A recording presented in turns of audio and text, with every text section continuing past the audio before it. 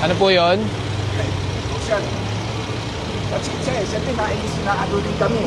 Parang naaapi na kami masyado. Dahil mga Pilipino. Kaya, Hindi naman naapi. O, paano naging naapi? Hindi, paano naapi? Ha? Eh, siyempre, may nagawa ko tayo. Ganun. Tapos, bilang di man tayo na masyado nakaka-estorbo ba? Kaya paminsan-minsan, bigyan mo tayo ng konsiderasyon. Alin ba sa'yo dyan? Andiyan na. Sidewalk eh. Kaya nga, kalalabas ko lang. Kasi may inayos kami dun sa loob. Dapat kasi, Naglilinis. well, kung ganun, dapat hinahanapan natin na mas maayos na pwesto. Kasi unang-una, Kaso ang alam ko, sandali lang kasi may ilalabas lang kami na supa dyan sa loob. Kasi may daga nga. Ilalabas natin dito, tapos bubulabugin ba? Para makatanggal. Tapos papasok namin ulit. oo, pero sana kasi hinanapan natin ng ibang lugar na lang. Kasi sidewalk is still sidewalk. Saka yung complaint dito galing 8888. Kaya yung complaint natin. Dahil may nangyayari dito kahit itong yung drainage natin. Nung hindi pa naayos yan. Yung flow ng tubig dito. Nung inayos yan, nagbaha. Hindi ko masasagot eh. Hindi ako engineer ng drainage eh. Wala tayong magagawa eh. Yun lang talaga wala tayong magagawa. It's not about wala tayong magagawa. Well, kung ganun ang mindset natin, walang magagawa, then that will be a big problem. Saka makomplain. Makomplain ka agad bago maayos. Well, kaya nga inaayos natin ang sistema. But it's not just about the system. It's also about the people. Sa iyo, wala akong masabi sa iyo. May inaayos. Pero, baka napunta ka sa ibang mga departamento, wala na. Hello? It's about the people also. Ay, Sige po. dahil nga people. Thank you. May problema rin kasi tao. Tao rin may problema. Sumuran na lang tayo eh. Kahit anong sabihin mo, anong gawin mo, wala. Well, Kitang-kita naman nangyayari doon eh. Wala. Kami lahat. Di ba alam mo yun?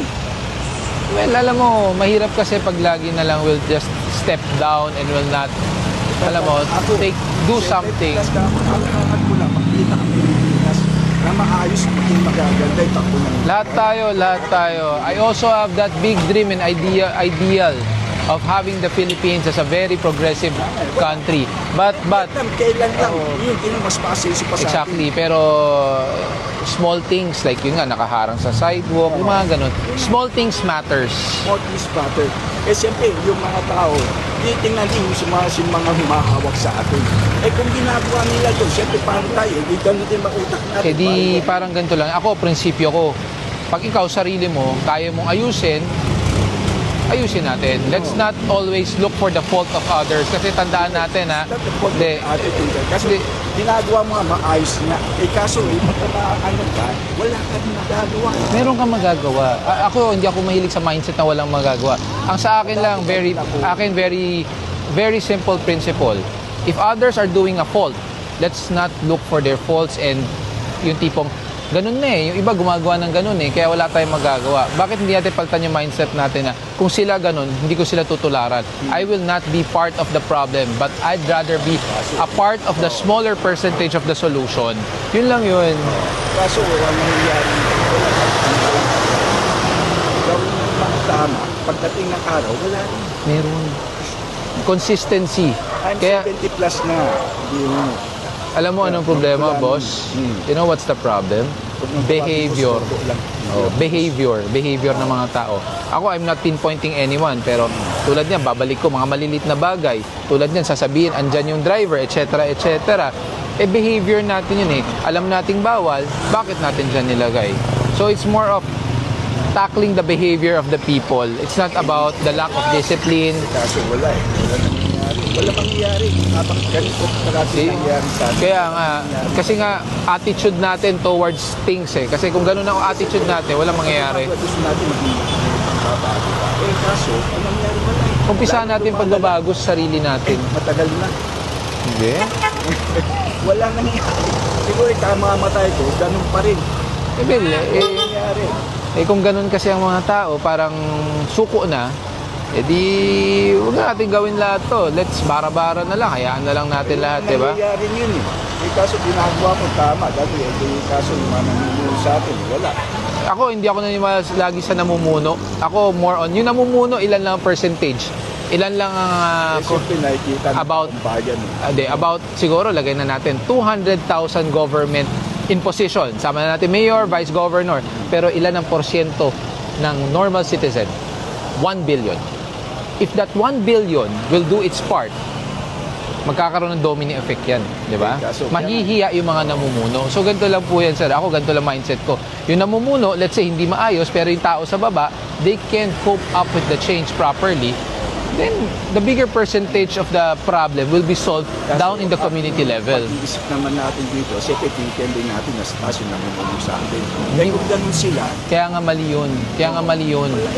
kaso, Kasi, namumuno sila, kasi leaders are not there para sundin. Leaders are there to inspire. If they cannot inspire you, you yourself, you can be your leader in your own little ways to inspire others. Domino effect lang yan. Kailangan lang natin lawakan ng pag-iisip natin. lalo na ngayon, ano nangyari ko ngayon? Ganun din naman eh. You go to China, there's corruption. You go to you go to Vietnam. Ang Vietnam, walang helmet, di ba? Magulo rin. So it's the same. It's the same. Lahat naman eh, lahat ng lugar, meron. Exactly. Ang pinagkaiba, sila may corruption. Ang pinagkaiba, yung tao nila, yung tao mismo nag-aayos. Ang problema din sa atin, tao ayaw mag-ayos. Yun ang problema. Don't be hopeless. We're not hopeless. MMDA na binigay natin sa barangay, tinambak lang. Ito na lang natin to. Pasakay mo doon sa isang tow truck. Boss Gab? Abo. Yes po. Yes po. Ako po yung tumanggap ng Opo. letter galing po sa MMDA. Opo. Ako po yung admin ng Barangay 162. Actually, lahat. Check ko po kasi nasa gilid naman ng Alin po ba dyan? Nandun po sa may patlagpag. Pag nasa sidewalk po, ay, kayo po pala ang kinocomplain. Ay! Oo, yung mga sasakyan, lalo na po yung mga nasa tulay. Nasa labas na. Ay, nasa... Kasi hindi harang naman. Nasa gilid Gutter po naman ng kalsada, dapat yan may easement. Actually, dapat nga, gibain po yan. Eh kasi yan ang ano namin eh. Ang pinaka-MRF namin. Wala Yun. naman kaming place para magkaroon. Pero the last time nag-operate kayo, pinagsabihan na to. Oo nga, kasi ang Inulit na naman. Walang problema sana ang parking kung pa-horizontal. Kasi tingnan nyo po, nakalabas na po kayo sa gutter ng kalsada. Alam kong walang maglalakad dyan, pero still, syempre, yung kalsada is kalsada. Diba? Tulad niyan, tingnan nyo, may nakapark na sasakyan nyo dyan, nakausli. Ito, binigay namin sa inyo para gamitin. Anong ginawa natin? Nakatambak, binahayan. May nakatira na po dyan. Yun nga po eh. Dapat... Pero ito kasi pinangakot ko ng basura. Ha? Hindi ito pangakot ng ano po. Pang flood mitigation po namin to, flood management. Tayo ng ano, ng galing Opo. sa ilog. Oo.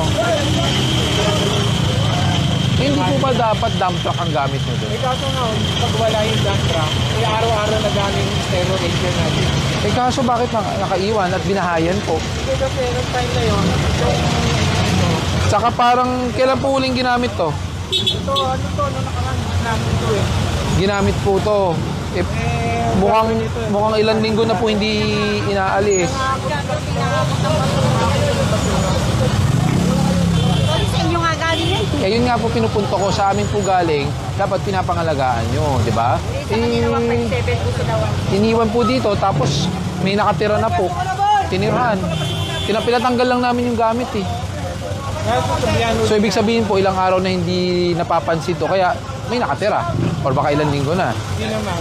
Kasi nung nakaraan mo namin to eh. Nasaan po yung driver para matitikitan? Paano na? Kasi kung hindi po magpapatikit yan, matotoo po yan. Wag ako na si Cap. Kung umabot po yung lisensya kung kanino man po. Anong kotse mo? Yung Mirage po. Kulay gray sa kapatak iglesia. Mitsubishi Mirage daw niya, hindi naman daw nakaharang sa bangketa o kaya kalsada. Patingin nga. Ay, uli mo yun, sir. Naka-double parking. Naka-double parking. Kasi yung kulay blue na yun. Hindi naman siya doon nakapark.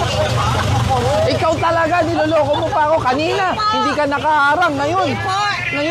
At kasi Teka lang, patingin nga muna yung sasakyan ni admin ng barangay na nasa tulay na gray, na naka-double parking. Kasi sabi niya sa akin, hindi daw nakaharang. Kasi yung kotse ko pauwi lang galing ng Bulacan. Kahit nakakauwi lang, under Republic Act 4136, bawal parkingan ng tulay. Bawal Hindi po parkingan kami ng... sa tulay paglagpas po. Kahit na, yung surrounding ng Pinalinis tulay. ko pa yung tulay namin kagabi. No, yan po. Ayan hindi naman lumabas. Kalsada o hindi? Kasi naman tong kulay, buwisit na kulay blue na to, hindi naman. Kalsada o hindi? Hindi na sir, paano gagawin? Sakunin mo po sa Tumana. Nasaan yun? Marikina po. Ganun po talaga. Yung po yung reward mo sa ginawa mo pong pagkakamali.